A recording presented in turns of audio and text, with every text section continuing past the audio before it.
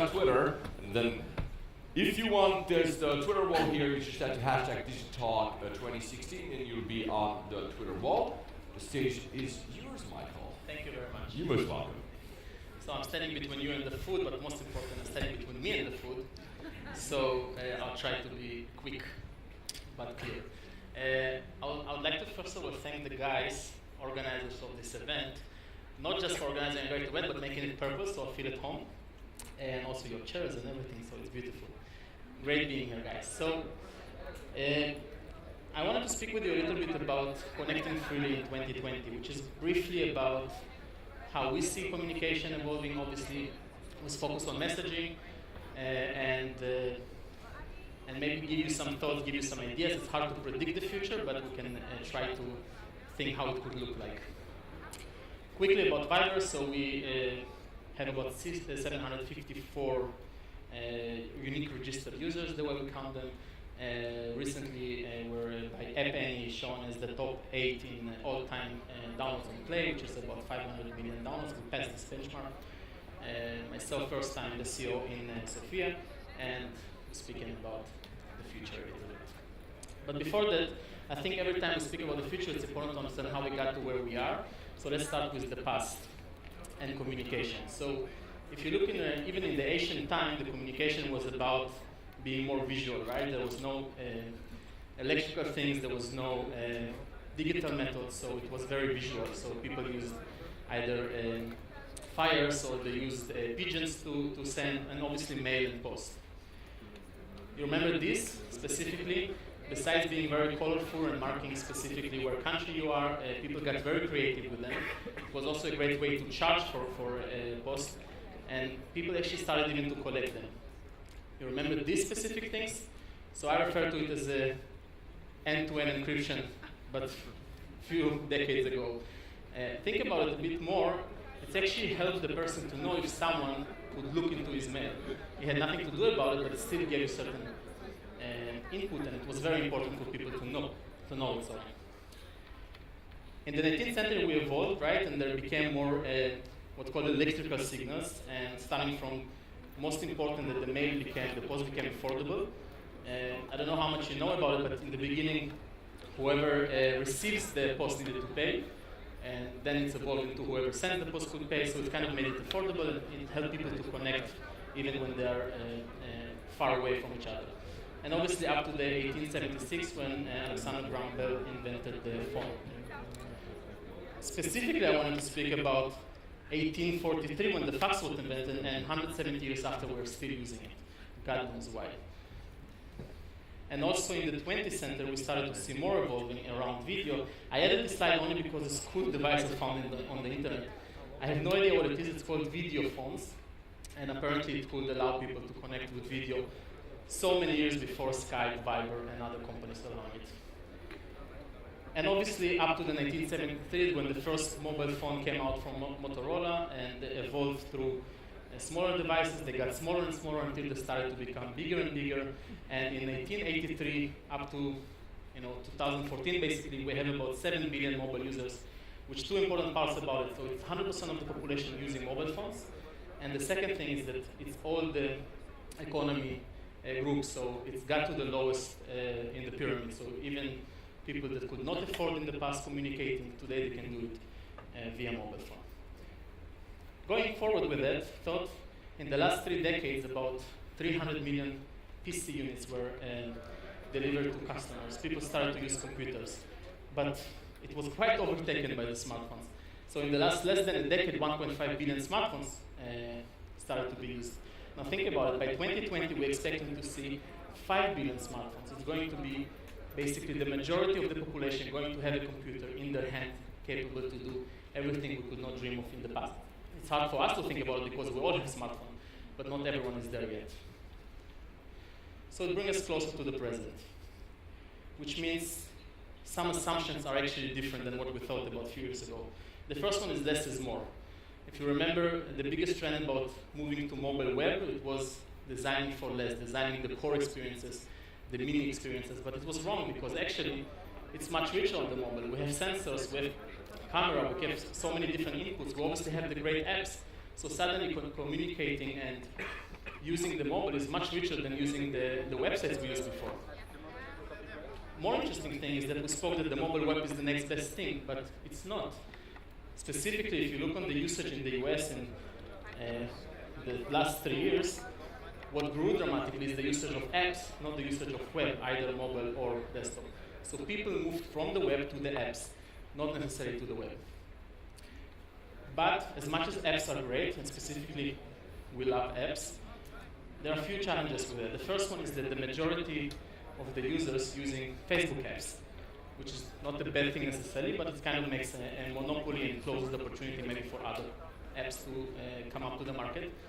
The smartphone OS also isn't a neutral platform, right? Eventually there is Apple, Google, and Microsoft, 3 companies. Specifically, 2 of them are leading the market, and they have their own agenda, their own business model. So again, they're kind of making it, as much as we're supposed to be an open platform, it's not that open anymore. Users download not more than 24 apps. And that's very important. If you look on your phone, you have much more. But we are not the type of people to compare with. We are more associated with digital. And 72% of that people actually using only 5 apps a day. That's very important. Even if they download their app, they doesn't care so much. They don't start using it as often. And that leads to the fact that the apps that are used potentially turning into platforms, potentially becoming from only delivering what they did before, helping other apps and services to connect with their potential customers. It's becoming, that's what drives a lot to the advertising business also in the moment. In Viber, we like to look at it as moving from messaging to becoming a platform. So at first it was a small boat, very quick, allowing people to connect. It became a much bigger boat, and we were very focused on selling on board. So when people were on the boat, we tried to sell them virtual goods, stickers, and other things. But today we understand that we need to do much more. We have a certain responsibility in our head. We all have users, we have services, and we need to help them to interact. So we're becoming more of a port in a way. We provide things for our users, but at the same time, for other businesses and developers to interact with them. So we started with web, desktop, and mobile. It moved to the smart apps. So what's happening next? Are it going to be messaging, bots? Maybe it's going to be the next mobile web. It's still there, still different technologies being developed. Or maybe it's going to be embedded social interfaces. So jumping forward, let's look into these few options. The first one is integrated user experience. As much as I love each and one of these 5 apps, I'm using all of them. The reason I use all of them, not because I every time try a different one, but because I can't try any of them every time. So for example, in Tel Aviv, I have to use Get Taxi. In the US, I use mostly Uber, sometimes Lyft. In Europe, when I visit Berlin, I have to use my taxi app. And when you go to South America, you use the 5th company, basically. So it's kind of difficult. So Facebook Messenger came out with the approach of helping us to use the right service on the right time for us. Kind of makes sense. The experience is quite good. The business model is still not there for the driving apps, but that's already something that can be solved. Another example is moving from using apps on demand by getting them on the right moment for you. So recently, Google Translate, I really suggest you to try it. It's really fun to do. When you usually had something to translate, you would go to the Translate app, you would launch it, paste things, copy things, do all this process, and then go back to the app, paste the answer, and send it. So now when you copy text in the foreign language, they already suggest you to do it, and it also kind of works much faster. The same app, but actually integrated much better. Another example is obviously the embedded experiences. Starting with Facebook's instant articles, they claim that it's 10 times faster for users, and that 70% less likely users will leave the article and not finish reading it. There is also Apple's news format and also Google's accelerated mobile pages. So the mobile web is not necessarily dead, but it's definitely changing.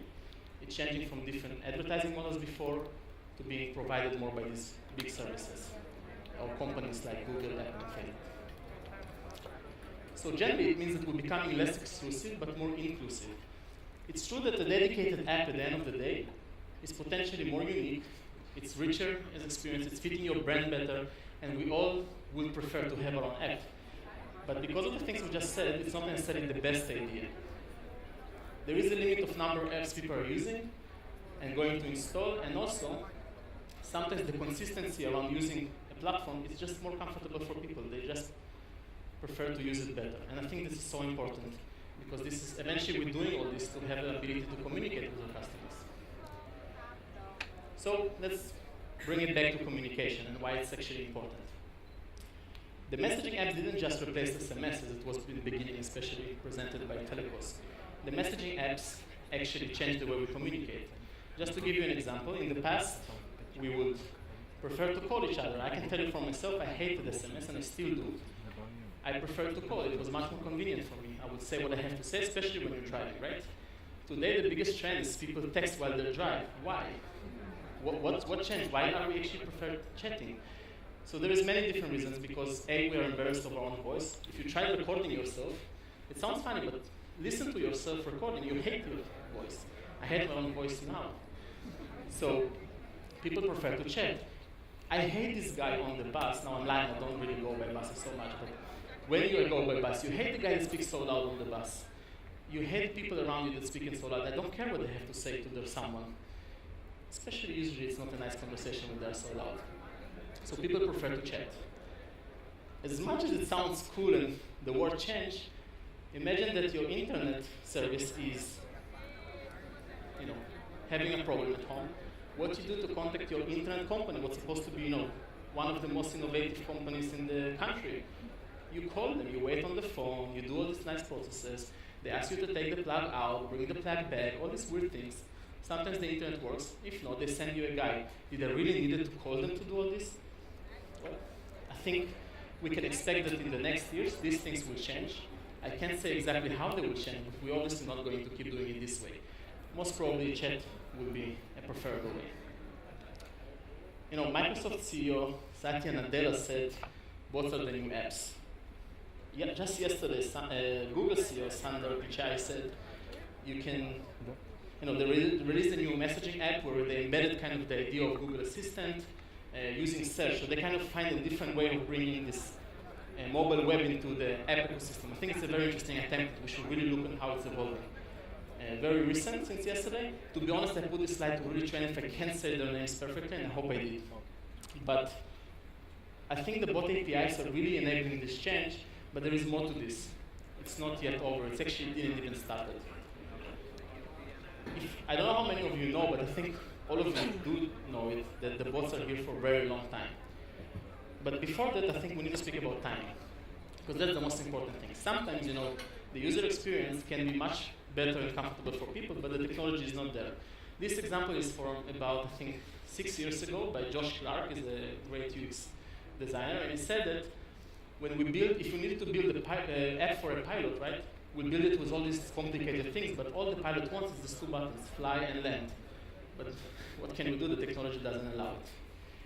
On the other hand, another example actually, you remember the first Notes app on iOS? It tried to resemble the way we use our actual notebook, and you would expect to be able to sketch on it, but we could not do it. Now the UX evolved, now it's kind of a plain, nice screen, but you can sketch on it. So somehow the technology here evolved. The UX already changed since then because it's also evolving. On the opposite side, let's look on bots. The technology is today there. Maybe not the best, maybe not optimized yet, and it will keep optimizing, but the use cases are kind of still not making sense. The user experience is not yet there. Because if you dial now your internet provider, they will ask you these two basic questions, ask you to press 1 if it's your name or if you confirm to. So that's what the bots do now. Then why? People actually hate this. I think Alex said before the example of why treat your customers the way you would not treat your friend. Why not become nicer? If we can provide a better experience, let's do it. Another example is the conversational UI. Obviously, the messaging are kind of in a good position to be delivering bots and replacing the way we connect, but we don't need to force the UI of conversations to people to consume data, for example. There's a great approach by Quartz magazine.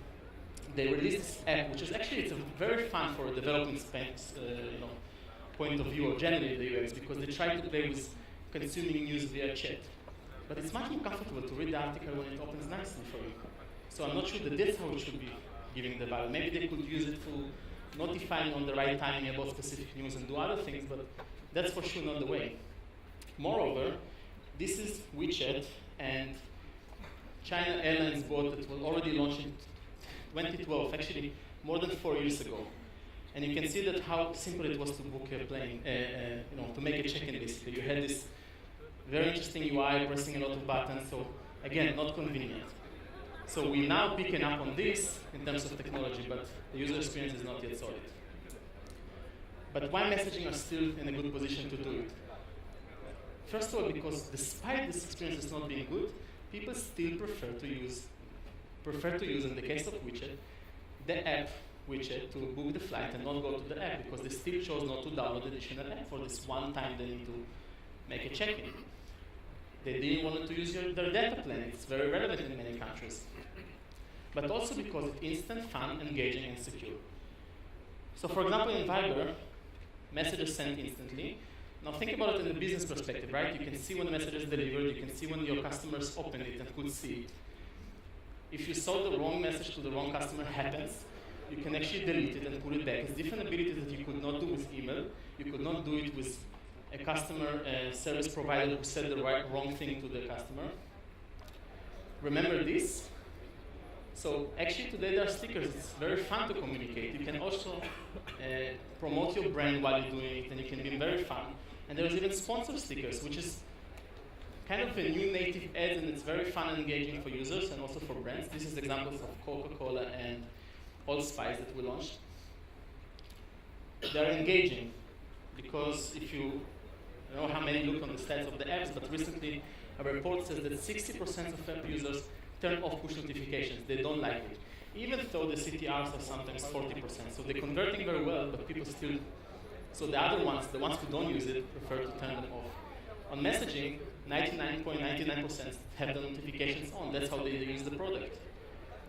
Another aspect is that we can deliver messages for brands to the users using service messages, for example. And there is obviously more than text. There are photos, there is formatted messages, which is the example you can see with call to actions, images, and similar. And they're secure. End-to-end encrypted, it's something we also introduced just recently, and next week it's coming also to Bulgaria and globally. But it becomes fundamental. Think about end-to-end encryption beyond the private communications, but also it enables so many things when we communicate with services. We can make extra transactions, for example. An ability to have private conversations hidden. Again, one of the guys before me mentioned that sometimes maybe you want to plan a surprise for your wife and you want to have some conversation with her family, but you don't want her to see this chat. Either you have a shared device or she can, take your phone once in a while, so you can just hide these conversations from others to see. On the other hand, it can also be your mistress, it doesn't really matter. But for businesses, you can actually maybe hide some of the business you want to keep private for yourself. But what is still missing? With friends, we communicate using messaging because it's easy, it's chat. With services, it's not ending there. We actually need to do more. We need to find the right interfaces for this. So we like to look at the Viber as two parts. So we have the users, and we have what we call public accounts, where there are developers, there are businesses, there are services, and we need to come up with ways for interfaces for them to interact. It can be bots when it's relevant, it can be artificial intelligence when it's relevant, APIs, which are so many good innovations there right now, and it can be also actual UI for users to use. Just very quickly, because I'm almost out of time, what else we can imagine about communication? We're moving from 4G to 5G towards 2020, which means network will be much faster, which means we can expect 4K video delivered on cellular networks. We can expect much better voice over IP quality. Back to visual communication methods. The video will be everywhere. We can use streaming video, we can use more and more video calls, we can be somewhere where we are not. In Viber, we look at it also improving on existing networks, but also innovate on the new networks available. But at the same time, we can't really trust video today because there is a way to manipulate video. So many cool products you can play with, but imagine how bad it is when you can think you're speaking with someone, but you actually speak with someone else, like with Arnold Schwarzenegger.